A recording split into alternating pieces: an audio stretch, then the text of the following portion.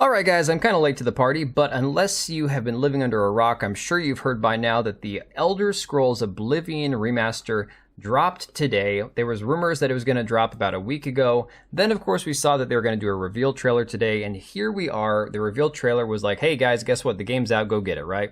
So 120 gigabytes later and $50 for a price tag, which is very reasonable in my opinion. The Elder Scrolls Oblivion Remaster is here. And again, this thing with the $50 price tag, I think is a very reasonable price for a game of this magnitude, where they've actually lowered the price from when it originally released. I believe it came out like almost 20 years ago at 60 bucks.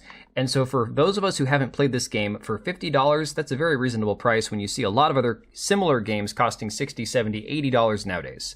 So of course, this game is doing exceptionally well. You can see that the reveal trailer today already has 1.6 million views after just 12 hours. It's number 3 on trending. People are hyped and excited about this game for good reason. And of course, you can see that even on a Tuesday night, they have 160,000 people currently playing this game. It reached a 24-hour peak of 182,000. Absolutely shattering numbers across the board on Steam. It is one of the top-selling games right now, and it's going to continue this way into the weekend. I anticipate this game is going to dominate the charts moving forward, and it's just unfortunate that there's a few good titles that are coming out over the next few weeks that are going to be overshadowed by this game. But of course, you can even see this post from Kilted Cajun saying a remaster of an almost 20-year-old game is beating the brakes off recent AAA games made for the modern audience, and it's also on Game Pass. And again, these numbers were reached again today, with the game launching simultaneously for free for those on Game Pass, as well as Steam and I believe on PlayStation. So, dominating the Steam charts, absolutely insane. Fortenga saying Oblivion already outdoing Avowed's numbers in literal minutes, Avowed being that game that nobody even thinks about anymore because it was there 1 minute, gone the next. Well, another cool thing I found out today is apparently Linda Carter, the Wonder Woman actress, actually did the voices of the female orcs and Nords in the original game. Very, very cool to find out, so that's a little bit of history I didn't know. But of course, we can't have a release of this magnitude without a little bit of controversy. You can see this post from Endymion saying the Elder Scrolls 4 Oblivion Remaster is already pissing people off. What the F did they do to him, bro? Talking about this character, this adoring fan character, that they changed. And honestly, I don't understand how this is a downgrade or a problem. But I mean, if it's not going to resemble everything one for one, there are going to be people who have an issue with it. I understand that. I can appreciate that. But again, this is a game that's been now remastered massively, so things are going to look slightly different. Pirate Nation has this picture of the Argonians and the Khajiit in the Oblivion Remaster. And again, I understand as well that the people are going to be looking at some of these choices they made. Like, I'm not a big fan of this head right here. I don't know what is going on with this thing coming off his head, right? But unfortunately, you can't have a giant lion cat looking character that doesn't slightly resemble furries. I understand that this is probably freaking people out a little bit, but when we get towards, realistic games and hyperrealism, when you have an anthropomorphized cat walking on 2 legs, you're going to get those kind of vibes. It's just unfortunately kind of the way it goes. Synth Potato says kind of freaking me out to see the faces in Oblivion look this insanely good. And again, this is what you get. This is the upside and downside of that uncanny valley with the Unreal Engine 5. So again, some people are going to love it, some people are going to hate it. Milkshake here says, I feel like they've overcorrected on the art style. Again, it's going to be a common complaint. But here's a good nitpick that I saw Synth Potato had, where he says the Oblivion Remastered running animation is so goofy, it's kind of hilarious. And I agree with it. If you look at the running animation here, it's very bizarre. This is, of course, in the third-person mode, and I usually play in first-person, so it probably won't be a problem for me. But he looks like he's, like, falling forward as he's running. It's very, very bizarre, very, very strange to see. Something that I wish that they would patch out in the future. Another issue we have, and this is from Bandar Hub, says Oblivion Remaster's bad design, the defeminization of the Spriggan. And again, this is something we're always going to have when comparing old games to new. We know a lot of woke activists are in the video game industry, both in design, in development, and of course in narrative consultation. And unfortunately, we have seen a push towards anthropomorphizing things in both video games and media. Now, is this a prime example of it? I don't know. Again, it's a tree person, so I don't understand necessarily some of the choices they made, but to be honest, I don't think that this is super egregious or anything, but I understand what he's getting at here. And that takes us to this post here that was shared by Archcast that says, transphobic tears make me happy. Now, this is from a Steam forum user who says, Bodytype 1 and 2, deal with it, transphobes, we're represented in this game. Again, talking about how now they've replaced male and female once again with Bodytype 1 and Type 2. It's a stupid decision, and I've said this before, I'll say it again. There are games that can survive stuff like this. This game will be just fine despite this. Elden Ring had Type A and Type B, I believe. I think Monster Hunter Wilds did also, didn't they? There are games that have the pronoun nonsense where you can kind of like shrug and roll your eyes and go, this is cringe, why do they do this? This is stupid, this doesn't help anybody. But the game still does well, and it doesn't affect your overall experience with the game. I think this is the way a lot of people feel. Veridark says, I don't think anyone's shocked to see Bethesda make this decision. Will it ruin the entire experience? No, but if it's not a big deal, why change it in the first place? And this is absolutely the way I feel.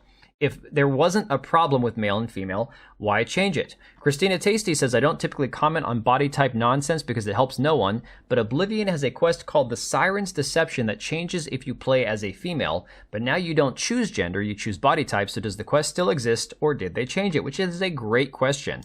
And of course, you see this post from Deliberium here on Twitter that says type A and type B.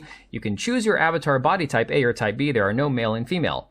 Then why can't I take off type B's top? Because type B is female. Again, it's kind of the hypocrisy of the entire thing, right?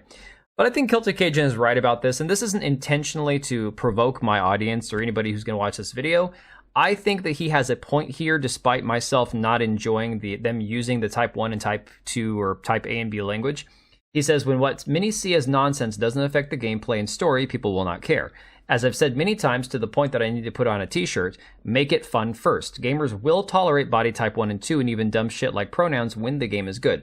I think that that's a fair opinion. Now, you don't have to like it. You don't have to want to see the body type nonsense in your games to accept that great games are going to succeed, even with a little bit of that stupid pandering, regardless of how the majority of people feel about it. If it's a great game, people will come and play it. But here's where we get to the really spicy stuff.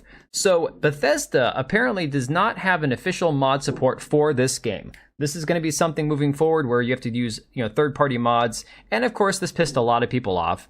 And right away, Nexus mods, good old Nexus mods, tweeted out, so how quick is the first Oblivion Remake mod gonna drop? And of course, everyone online, myself included, were dunking on them saying, okay, so when are you gonna, ban the mod for making it male and female instead of type 1 and type 2? Everybody in the replies saying, when are you gonna ban the mod for type 1 and type 2, right?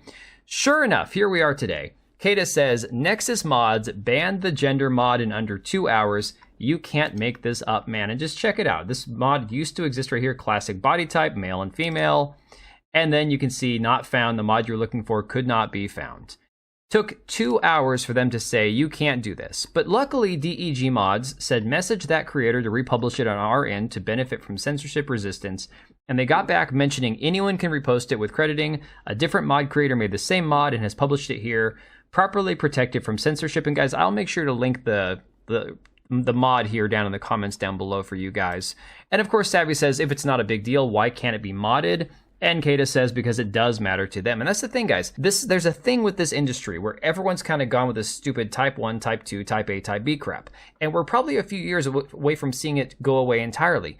But again, I have an issue with people who take the idea that, okay, if we get rid of type 1 and type 2 and replace it with male and female, that'll suddenly make our bad game good. So, a little personal anecdote here. I recently picked up Lords of the Fallen because I wanted to support CI Games and Marek Tymiński and all the good work that they're doing over there to try to make their game better and to, be gamer first. I find that to be awesome.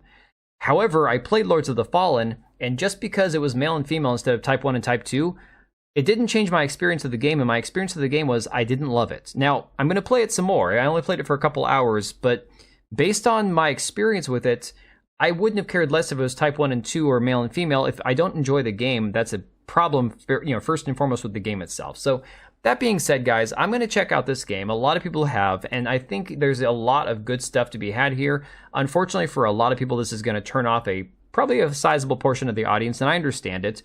But this is, for me, one of those things where just using type 1 and 2, it just seems to be like the retarded industry standard at this point, and until it goes away, we're just going to either have to not play the games that have it, or if you can just roll your eyes and just shrug it off and still enjoy your experience, that's another option too. For me, I don't think that the type 1 and 2 is a deal breaker. It's just stupid. It's just plain and stupid. It feels like pointless pandering. So I'm going to leave it right there, guys. Let me know what you think about this down in the comments down below, and I will catch you guys on the next one. Alright, and if you made it this far, thank you so much for watching the video. Thank you for being here. I do have 2 channels, Minimal Effort Podcast, as well as my gaming channel. I do have a Twitch and Kick for my gaming channel. We do live streams over there occasionally, maybe once a week. And then if you are in the market for a new PC, make sure to check out Meta PCs. Click the link I have down below. Use code TBO at checkout for a special discount. Thanks again for watching, and I'll see you next time.